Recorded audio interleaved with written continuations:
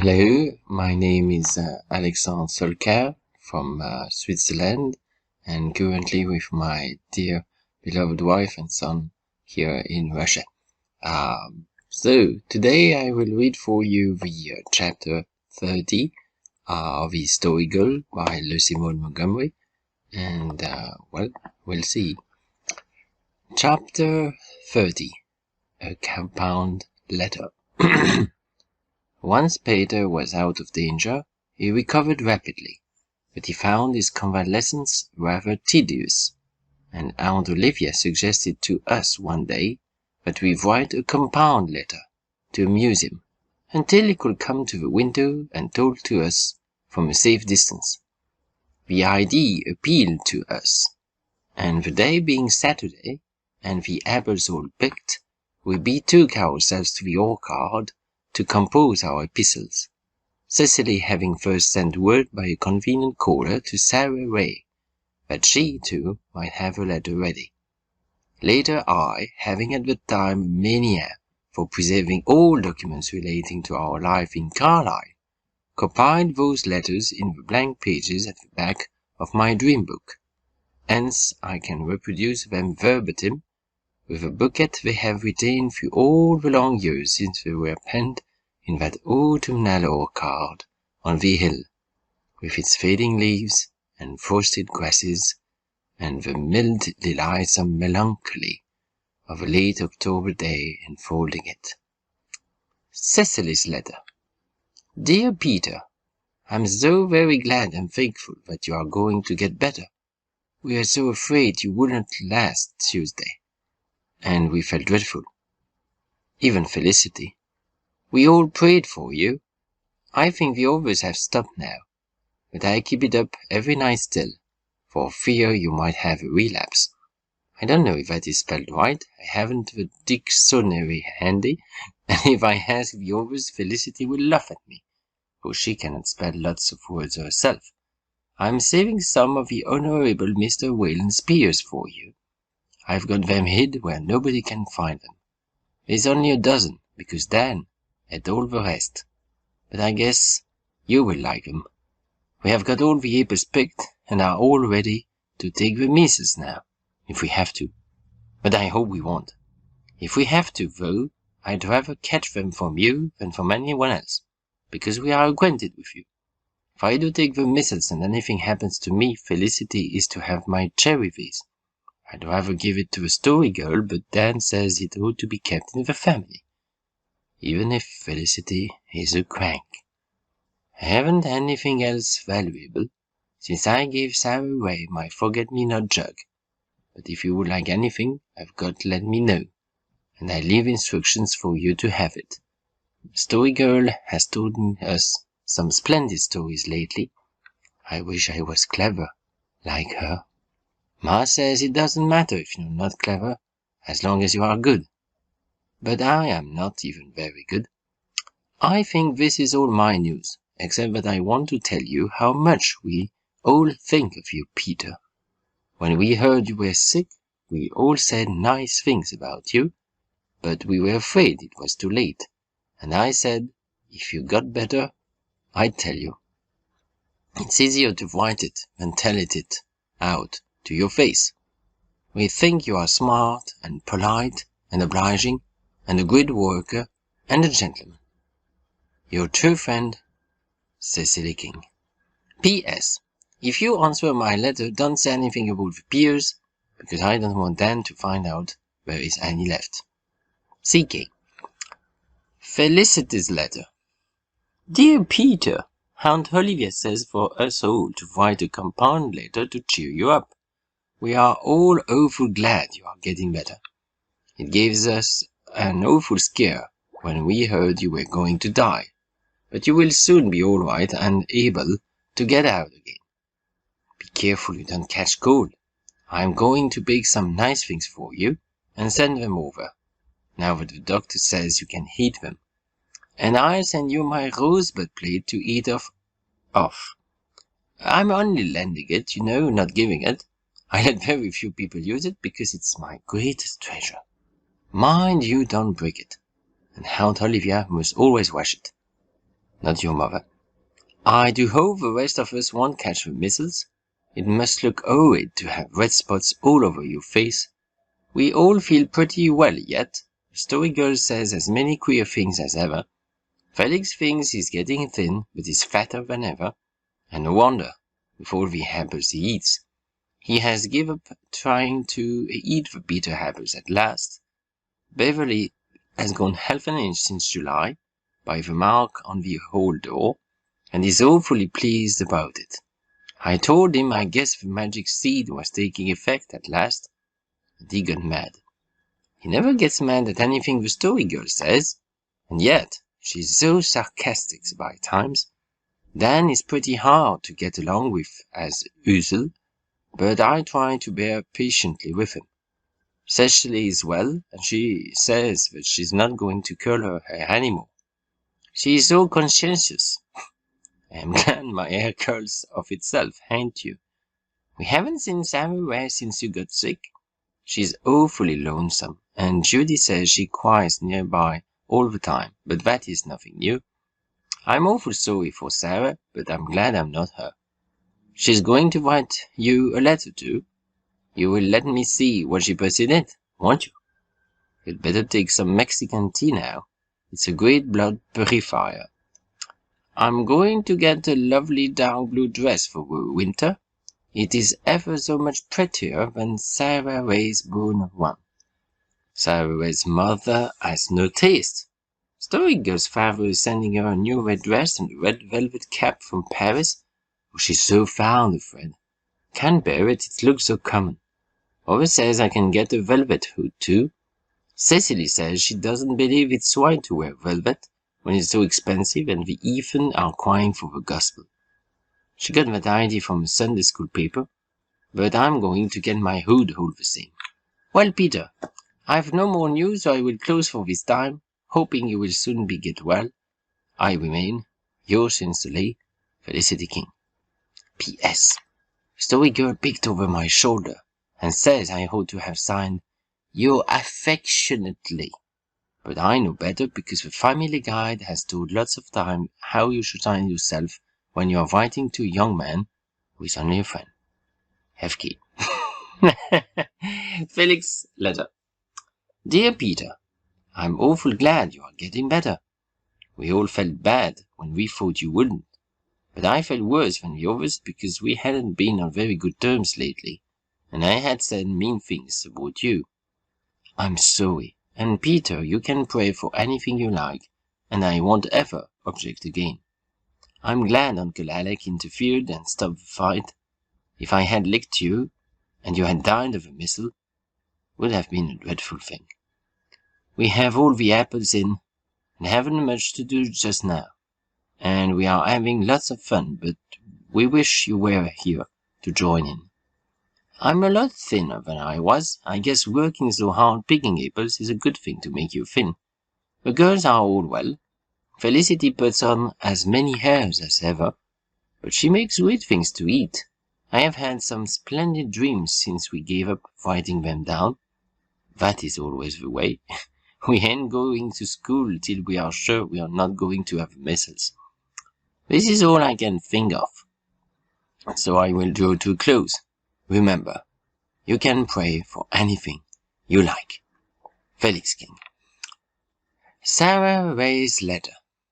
Dear Peter, I never wrote to a boy before, so please excuse all mistakes. I am so glad you are getting better. We were so afraid you were going to die. I cried all night about it. But now that you are out of danger, will you tell me what it really feels like to think you are going to die? Does it feel queer? Were you very badly frightened? Ma won't let me go up to the hill at all now. I would die if it was not for Judy Pino. French names are so hard to spell. Judy is very obliging, and I feel that she sympathizes with me. In my lonely house I read my dream book and Cecily's old letters, and they are such a comfort to me. I have been reading one of the school library books too. It is pretty good, but I wish they had got more love stories because they are so exciting. But the master would not let them. If you had died, Peter, and your father had heard, it wouldn't have ye felt dreadful.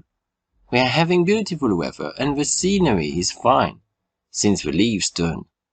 I think there is nothing so pretty as nature, after all. I hope all danger from the missiles will soon be over, and we can all meet again at the home on the hill. Till then, farewell, your true friend, Sarah Ray. P.S. Don't let Felicity see this letter. S.R. Dan's letter. Dear old Pete, awful glad you cheated the doctor. I thought you weren't the kind to turn up your tooth so easy. You should have heard the girls crying. We are all getting the winter finery now, and the talk about it will make you sick.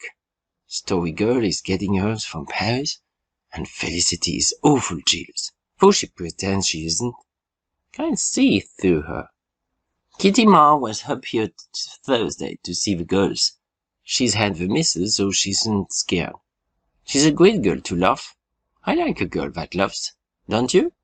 We had a call from Peg Bowen yesterday. You should have seen the Story Girl hustling Pat out of the way. For all she says, she doesn't believe he was bewitched. Peg had your rheumatism ring on, and the Story Girl's blue beads and Sarah's lace sewed across the front of her dress. She wanted some tobacco and some pickles. Ma gave her some pickles, but said we didn't have no tobacco, and Peg went off mad.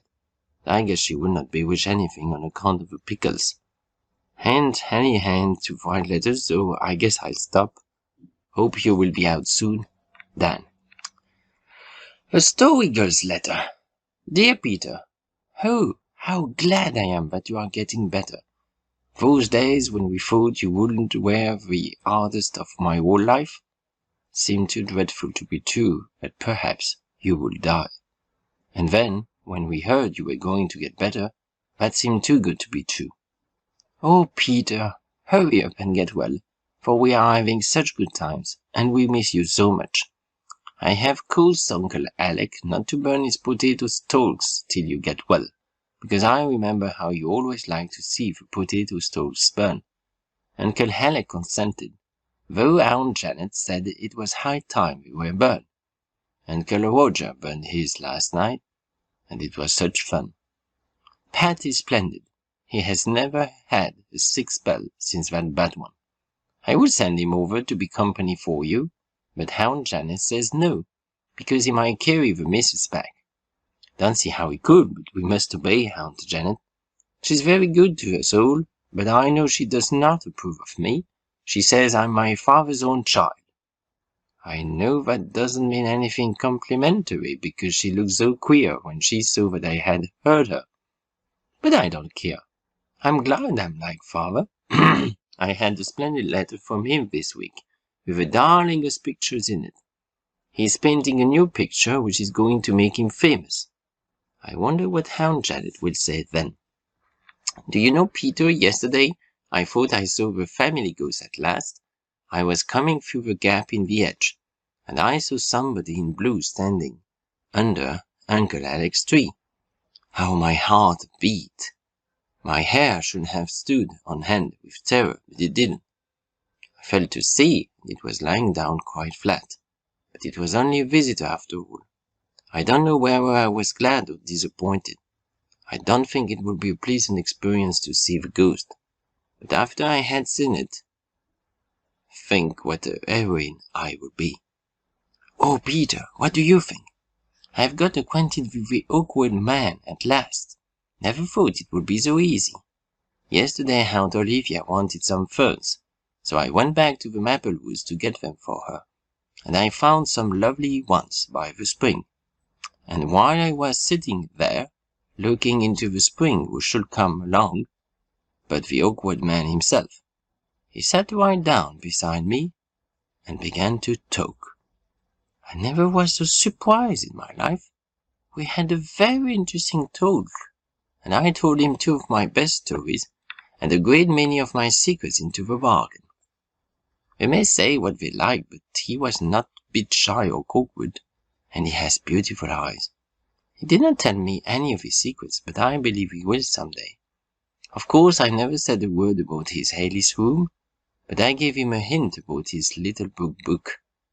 I said I loved poetry and often felt like writing it, and when I said, "Do you ever feel like that, Mr. Dale?"